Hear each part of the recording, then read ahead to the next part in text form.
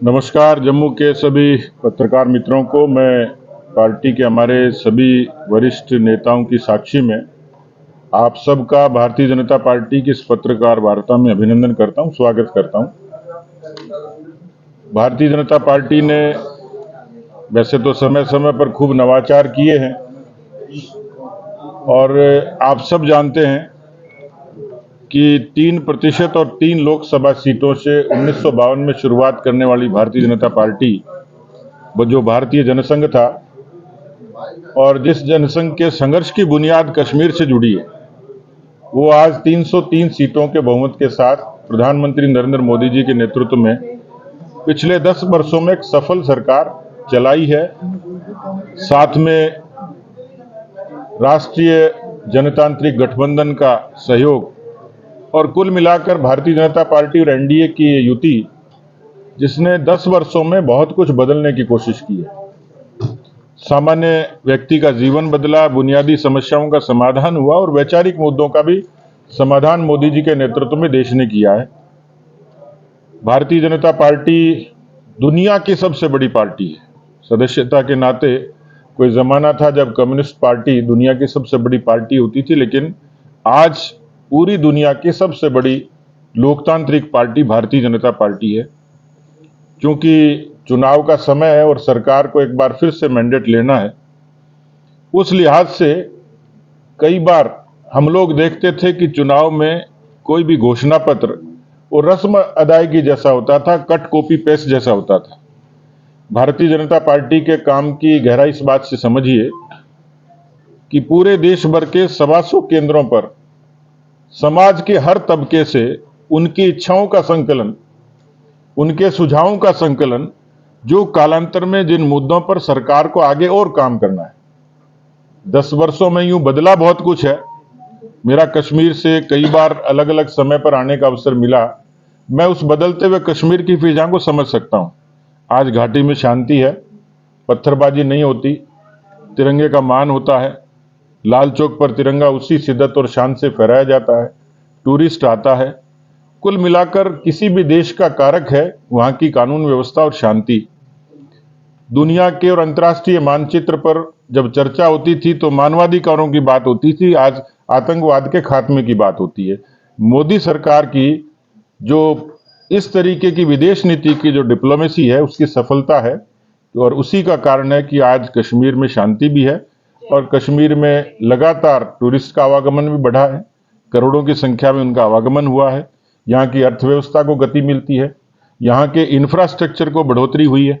और इसलिए आज पूरे दिन भर से मैं जिस मकसद से आया था कि एक दिन में हम उस संकल्प पत्र के लिए सुझावों का संकलन करेंगे।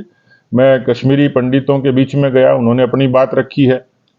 आज व्यापारियों के बीच में और एमएसएमई सेक्टर के कुछ लोग हैं जिन्होंने जम्मू से लेकर और यहाँ के व्यापार क्षेत्र की कुछ समस्याओं को के लिए विचार साझा किए हैं, लिखित में भी लिए हैं और मौखिक रूप से भी उनकी बातों को मैंने खुद ने नोट भी किया है। अभी दिव्यांगों के बीच में जाएंगे। इस तरीके से समाज के लगभग वो तबके जिनके सुझाव दिल्ली तक पहुंचने चाहिए, हम उसका माध्यम बनेंगे, जरिया बनेंगे। और उस भरोसे हमने इस पूरी कम्युनिटीज को ये भरोसा दिया है कि जो भी योग्य सुझाव होंगे, जो भारतीय जनता पार्टी के संकल्प पत्र में शामिल होने वाले होंगे, उनको शामिल भी करेंगे। और उसकी यदि मर्यादा हुई तो जो सुझाव आएंगे उनको गुण अवगुण के आधार पर उनके समाधान के लिए भी भारत की सरकार पूरे तरीके समर्पित रहेगी। और इसलिए मैं पूरे दिन भर से पार्टी के सभी नेताओं के सानिध्य और साक्षी में मुझे अच्छा लगा, अवसर भी मिला, सीखने का अवसर भी मिला, समझने का अवसर मिला। इतना ही कह सकता हूं कि इस बार प्रधानमंत्री जी का जो लक्ष्य है 370, 400 पार, और उस मिशन में जम्मू कश्मीर का भी बड़ा योगदान होगा। यहाँ के सांसद, यहाँ के पार्टी के सभी कार्यकर्ता उस मिशन के लिए पूरी शिद्दत से जुटे हुए हैं। आज भी पूरे कार्यक्रमों में जो मुझे जहाँ जहाँ कार्यक्रम बताए उनको ठीक तरीके से किया है। मैं कुछ फिगर्स देख रहा था, जब लोग पूछते हैं ना जी क्या बदला, मैं पिछले दिनों कई अलग अलग दृश्य देखे। मैंने सचिन तेंदुलकर को श्रीनगर की सड़कों पर बच्चों के साथ क्रिकेट खेलते हुए देखा, जो असंभव होता था। मैंने बहुत सारे हनीमून कपल्स को गुलमर्ग में घूमते हुए देखा। केवल इतना नहीं है, उस श्रीनगर के लाल चौक पर जिसमें चुनौती होती थी, वहां तिरंगे को भी 26 जनवरी के साथ पूरी शान के साथ फहराते हुए देखा। केवल इतना नहीं, मैंने एक बहन और भाई भी देखे एक वीडियो में, जो बर्फ के ऊपर अटखेलियां कर रहे थे, और उन्होंने लिखा कि कश्मीर में यहाँ पर आकर आनंद हुआ। ये आनंद मोदी सरकार की बड़ी उपलब्धि है कि आज कोई भी व्यक्ति, ये मैं जिनका जिक्र कर रहा हूं वो लोग हैं जो कश्मीर की नीति पर, भारतीय जनता पार्टी पर और प्रधानमंत्री पर अक्सर निशाना साधते हैं, लेकिन ये यदि आनंद मिला होगा, ये लुफ्त मिला है, ये आज़ादी मिली, तो प्रधानमंत्री जी की प्रतिबद्धता के कारण। ये क्षेत्र ऐसा था कि जहां लोग कहते थे कि विकास की रोशनी दूर दूर तक पहुंचेगी नहीं, आज हाईवे से लेके, ट्रेन से लेके, जो फ्लाइट कनेक्टिविटी है उससे लेकर लेह लद्दाख तक यदि आखिरी घर तक पानी पहुंचता है, और उसके लिए भारत की सरकार 1003 करोड़ रुपया खर्च करती है, जो पिछली सरकारों के मुकाबले बहुत ज्यादा है। 10 लाख किसानों को प्रधानमंत्री किसान सम्मान निधि का लाभ मिलता है। यहाँ 51,000 टॉयलेट्स बनते हैं, जिससे आम जीवन के व्यक्ति को नई सहूलियत मिलती है। एम्स और IIM खुलते हैं। जो 18 लाख घरों को रोशन करने का काम मोदी की सरकार करती है।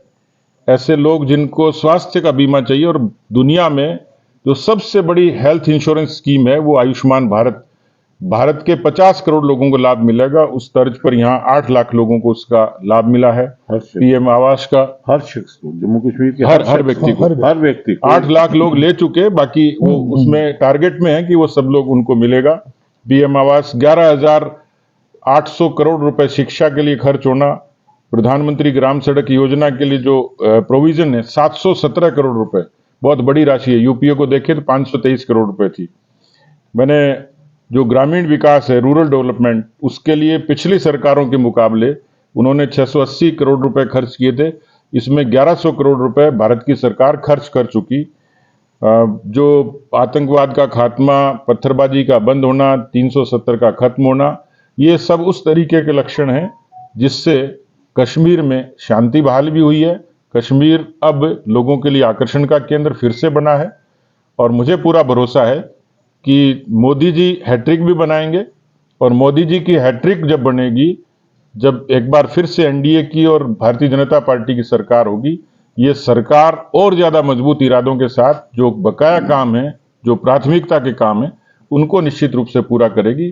तो कुल मिलाकर जो मुझे बताया, संकल्प पत्रों का संकलन, सुझावों का संकलन, मैं अपनी ये पूरी रिपोर्ट, जो मुझे व्यक्तिगत रूप से कुछ डेलीगेशन मिले हैं, कुछ लिखित में सुझाव आए हैं, कुछ मौखिक लोगों ने सुझाव दिए, तो एक पूरी व्यवस्थित रिपोर्ट मैं केंद्रीय नेतृत्व को दूंगा, इस भरोसे के साथ कि कश्मीरी पंडितों से लेकर जम्मू के व्यापारियों तक की समस्याओं का समाधान भारत की सरकार प्राथमिकता से करेगी।